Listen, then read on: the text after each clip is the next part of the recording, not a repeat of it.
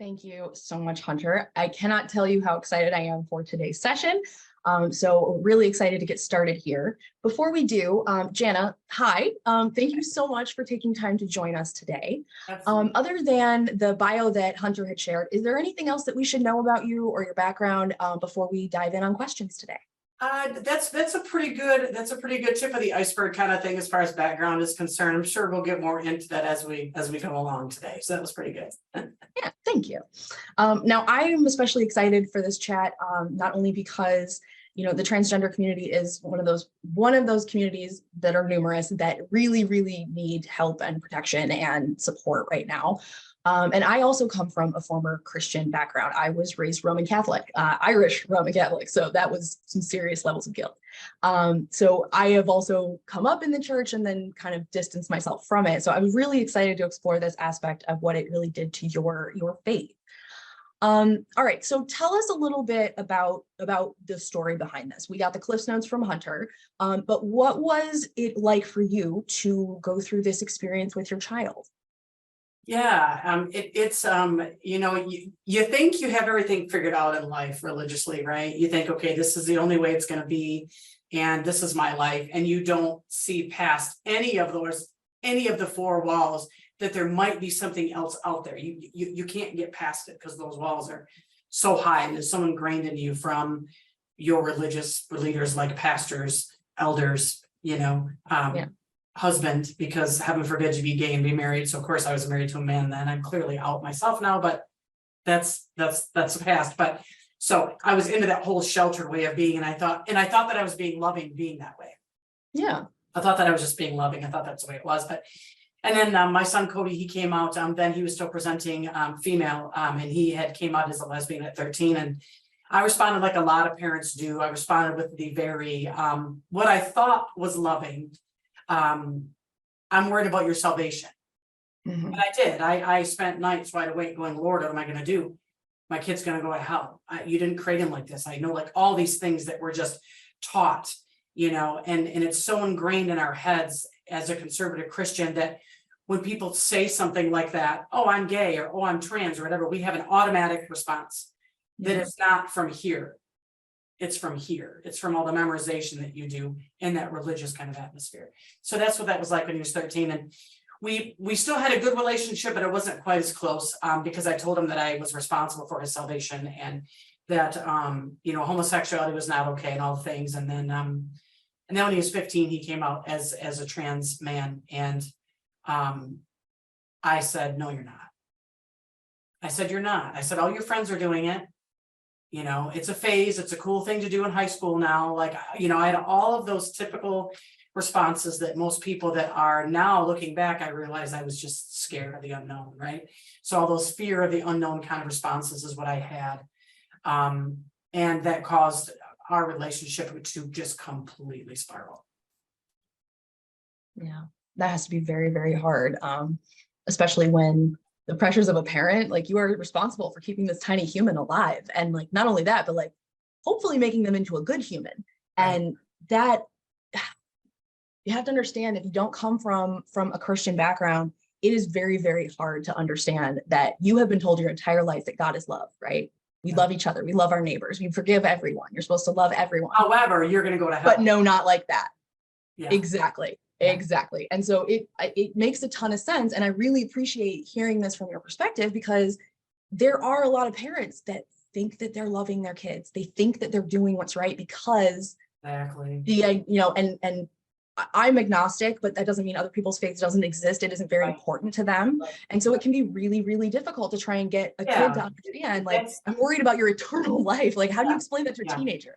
And here's the interesting thing that you just said is you're agnostic. And here's the thing that I find really interesting about Christians with air quotes is that it's okay to be Christian and tell everybody what they're doing is wrong.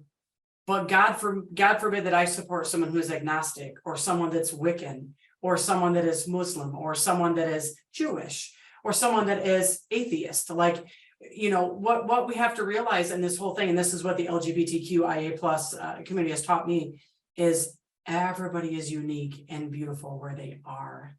And for me to say, and I'm still a follower of Jesus, but I don't follow the church, if that makes sense. So I think I'm more spiritual now than I am anything else, because I don't like to be affiliated with Christianity, unfortunately, because a lot of the Christians are not Christians, right? We know that. But something else you said really quick that really kind of, triggered something was you said, all of our these little humans, we want to make them grow up and be, I can't remember exactly what you said. Good humans. Yeah. But, that's the biggest thing I think with a lot of Christians, including myself, our thought process was, how do you know if you're trans at 15? You don't know, you're too little, right? Mm-hmm. But so now my rebuttal to that is always now, and it always will be, if you're straight heterosexuals, we're going to call them cishet people, right? For those that don't know, cis is not a derogatory term. It just means you're not trans. That's all it means. So if you have a cishet person, so someone who's just the doctor says, congratulations, you've got a vagina, you're a girl, and you grow up and you're a girl and you marry a man. It's that kind of life, right? Yeah. They can make that decision of liking boys at the age of 15 and deciding that they're a girl. Why can't my trans kid do the same thing? Why can't my trans son at the age of 15 go I'm trans? Looking back, I get it now, but I didn't then. So. Well, and that's the thing, hindsight is always 20/20, or Absolutely. at least it's a little bit better of a view than we had. Yeah. And you said something that really struck with me. I have a friend whose mom is a teacher, and she teaches in Middle Ohio, very conservative, very small town. Say no more. And she also had a handful of students. I think she had like 3 or 4 kids that would come through her class. And she was talking to us about it, and she was saying that, for some of them, it is absolutely a phase, and that is fine. They're teens. They're supposed to go through phases. They're going to be like obsessed. Like I was obsessed with Backstreet Boys. Okay. That's not still my driving. Few kids on the block back in the 90s. I'm older than you, but that's okay. Not by much, not by as much as you think. Like truly it was, that's funny. It's a phase.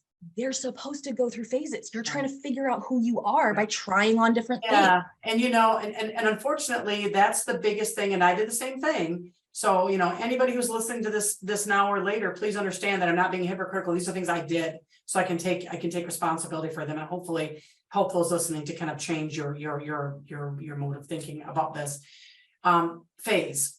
So all the studies that I have seen, and I don't know about any of you out there, but I'm going to believe scientific studies. I believe science. I believe studies. I believe what is on paper that have been research papers and people that are doctoral degrees in this area, like they kind of know what they're talking about, right? They've done a lot more research than me, so I'm going to assume that they're good. Yeah, I'm not going to get my research from Fox News. I'm not going to get my research from Facebook. I'm not going to get research from my deaf friend, because I'm a sign language interpreter, from my deaf friend who heard from their interpreter, from whoever. I'm sorry. I'm going to get my stuff from science. Anyway, I digress. So science says 1% of kids decide that they're not trans. 1%.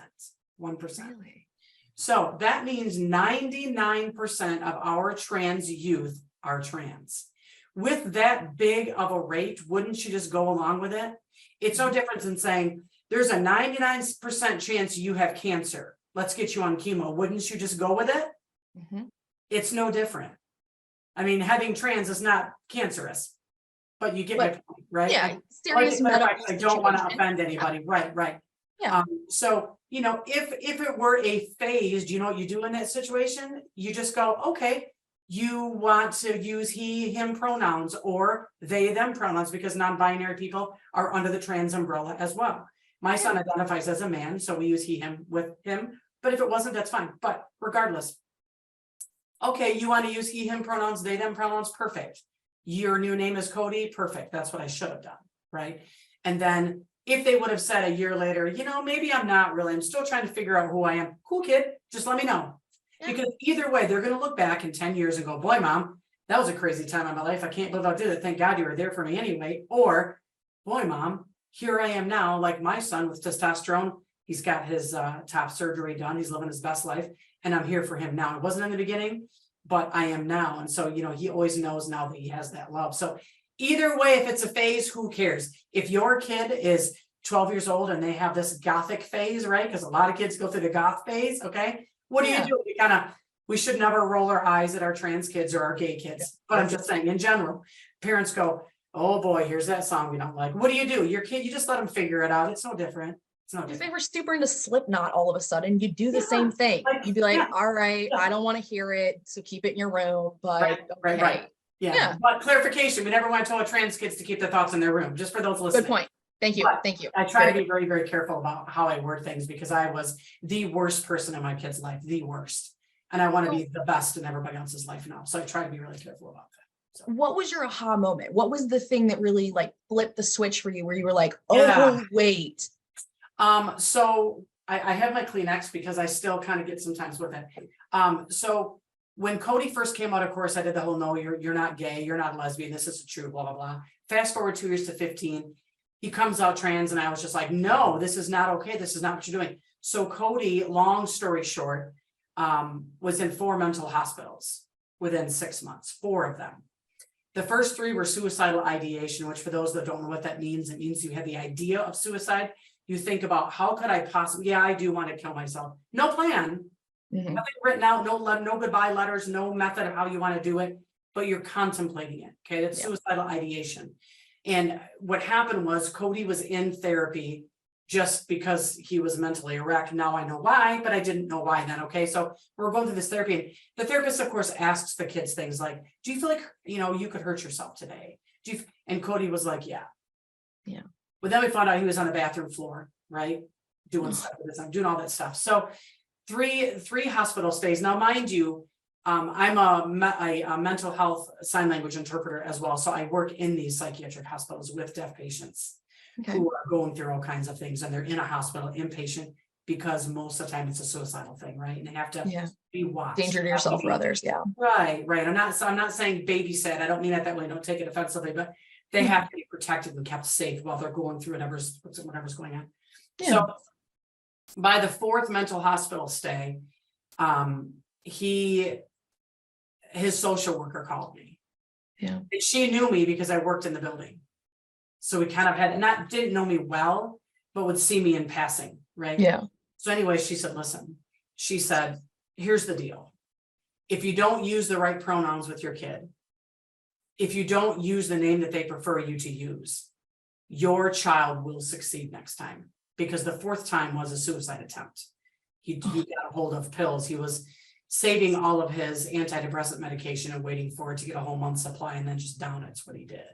So so at that point, when the ambulance pulls up, because your kid tried taking their life, I was like, for fuck's sake, excuse my language, but that's where I was. Well, if that's not your come to Jesus moment, like what is going to be it, And so, so then, from that hospitalization, they put him in a mental hospital for the 4th time. And that's when the social worker called, and she just said, you're going to visit your kid at the grave, or you're going to visit your kid now. What do you want to do? You don't have a choice.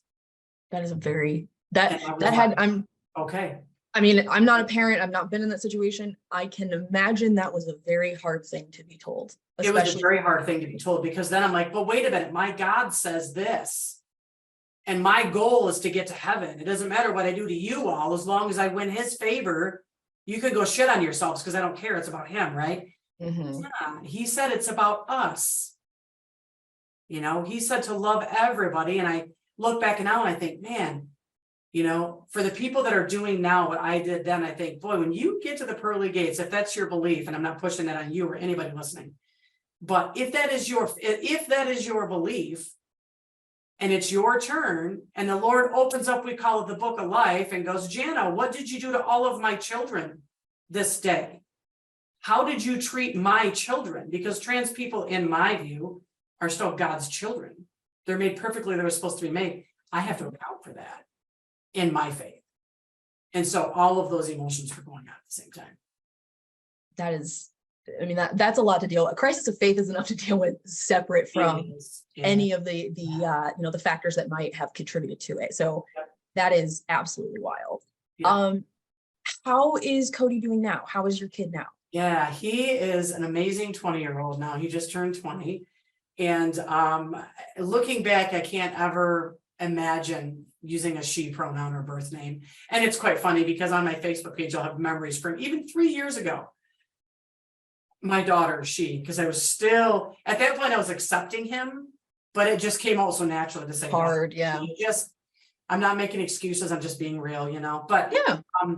He's doing great things. He is the big general manager of where he works. He's getting married next summer to an amazing non-binary person. He asked me to officiate their wedding. That has to be such a good feeling. Yeah, so I have to get all of that stuff done. And he does not believe in God, and that is okay. Because my belief should never make way to what he should do or how he should live our lives. And that can be said. I can go on and on about all that, about your belief doesn't control my body, right? Anyway, so he's just doing great things. And I know for all the Christians out there who are really like, how do I do this? I just know that I'm going to love my kid where he is. I'm going to encourage him. I'm going to love him to be, because if he's not being an asshole, then I don't really care what you do with your life. It's fine. Just don't be mean, Yeah.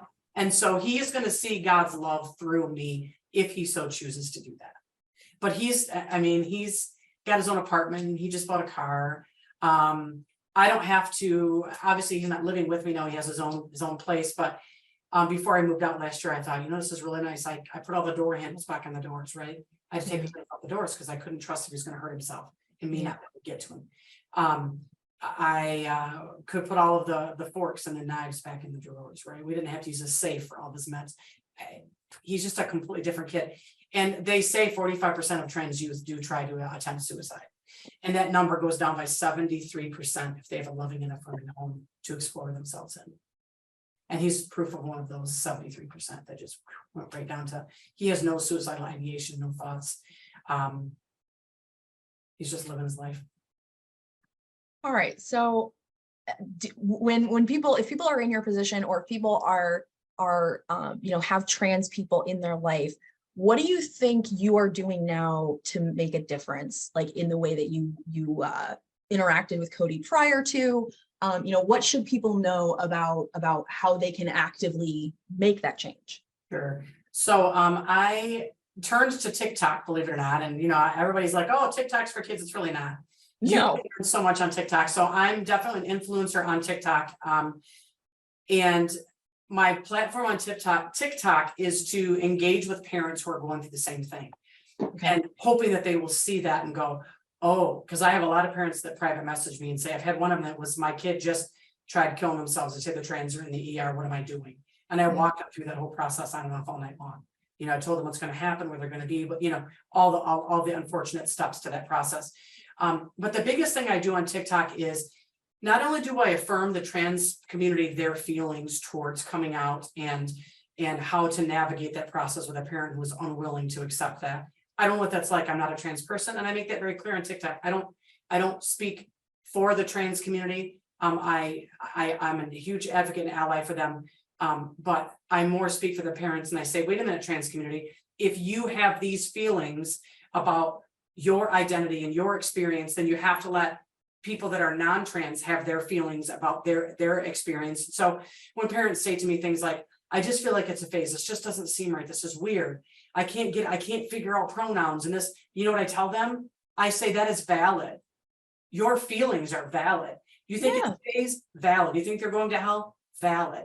All of these feelings are it's where we are in the process. You can't disguise or erase an automatic feeling you have. What we do with those feelings and the reaction we have is not valid, but our feelings are. So the biggest thing I tell parents is that your feelings are valid. And if you have any concerns, because all of us parents, we are very concerned about our trans kids in the bathrooms, right? We're very concerned about our trans kids being in open cis heterosexual places where we know that they're not going to be loved and protected. Healthcare is a huge issue right now in the trans community, especially, and we need to make sure and advocate for those kind of things and try to keep them safe. However, we never tell our trans children how we feel about those kind of situations that they're in. They already know. Yeah, they are already scared themselves, and this is not a chosen thing, because who's going to want to choose to live like that, right? So they know, and they're constantly keeping an eye out, having to out themselves and having to hide who they are and all those things.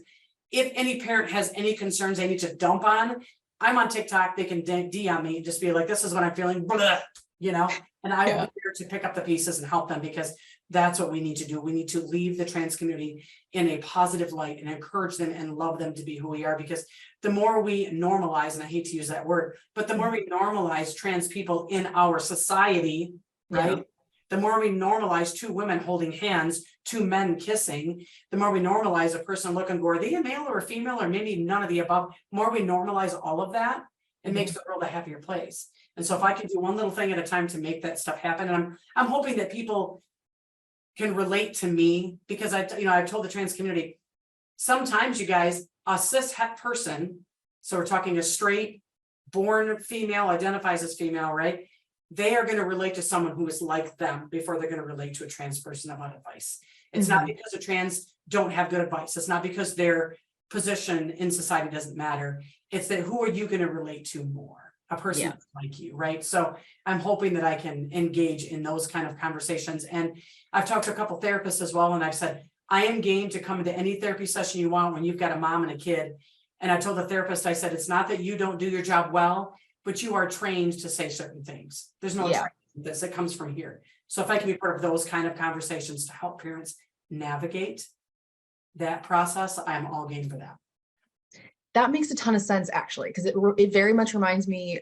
So I'm 37, so the whole like Matthew Shepard happening, I remember all of this, and so I remember thinking earlier on, like, it doesn't really need as much of a backlash, right? You're going to tell your parents that you're interested in the same gender romantically. Does there need to be as much of a backlash?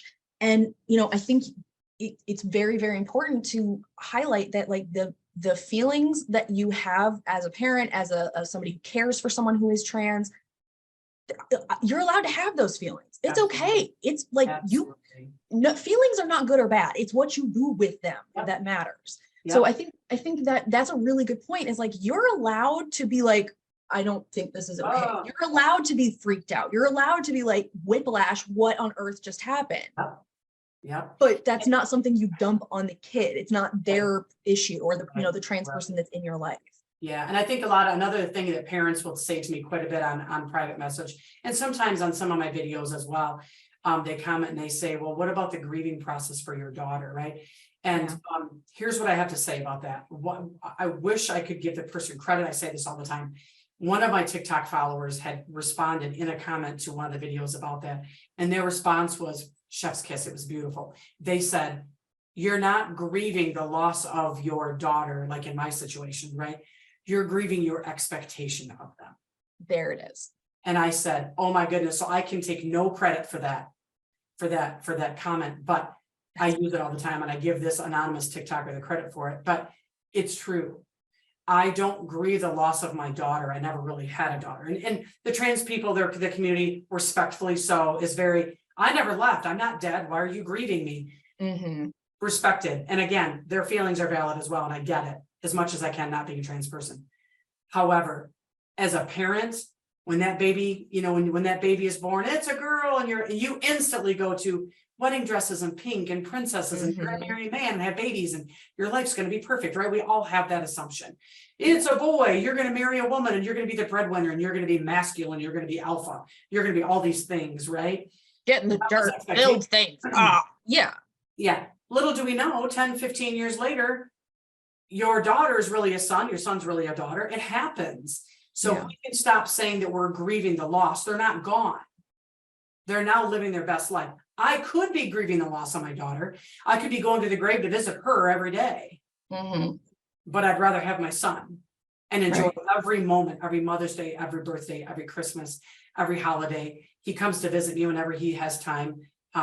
We have bonfires together with him and all of his friends, and all of his friends are queer and they're awesome. Like, it's just opened up a whole new world of things. So there's definitely no grieving.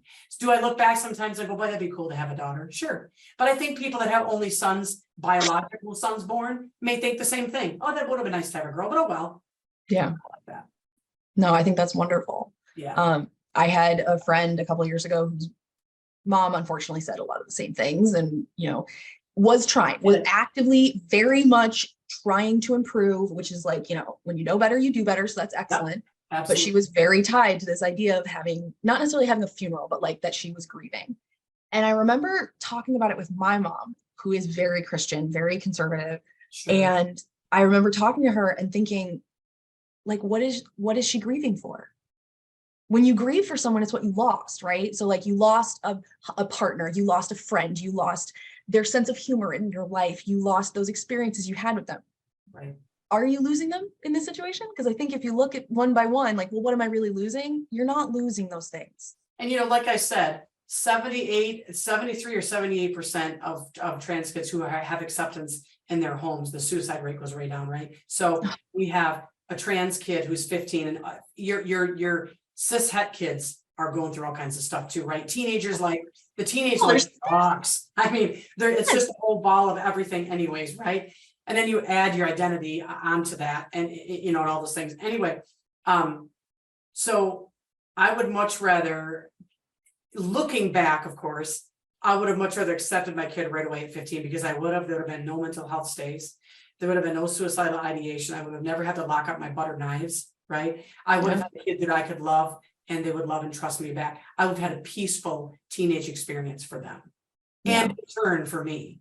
Yeah. But that part I grieve, that I didn't do those things. But better late than never. And people say, well, why are you bragging about what you did? Well, I'm not. But I think if more people heard my story, because I know somebody listening is going to go, that's exactly what I'm doing. I didn't even know. That's the whole point of why I'm out there. Yeah. All right. We are almost out of time. If audiences only take one thing from today's session, what do you want it to be? Pronouns save lives. Yeah. That's what I'm going to say. Pronouns save lives. Is it weird to call your son she? Yes. Is it weird to call your daughter he? Yes. It is okay to feel awkward. If you can't use pronouns, ask what name they're going by. Call them by their name all the time. Yeah. Show some kind of effort. Ask them questions. Tell me about it. Buy some queer books. Look me up on TikTok. Get a hold of me on Instagram. Ask questions. Ask. All right. Give us your TikTok and Instagram handles real quick, and then we'll share them in the chat as well. That'd be great. The TikTok is Janna Trans Mama. It's 2 N's for the first name. TRANSMOMMA. Okay. And then the Instagram is the same thing. Janna Trans Mama with an O, Mama. Janna, thank you so much for spending time with us this morning. I cannot wait to dive in deeper on your TikTok page and learn all the things. But thank you so much. This has been really wonderful. Thank you. And everybody, it gets better. Life is good. Life is so good now, and it can be for you too. Yes. All right. Thank you, Janna. Hunter, I'm going to turn the stage back over to you. All right. Take care.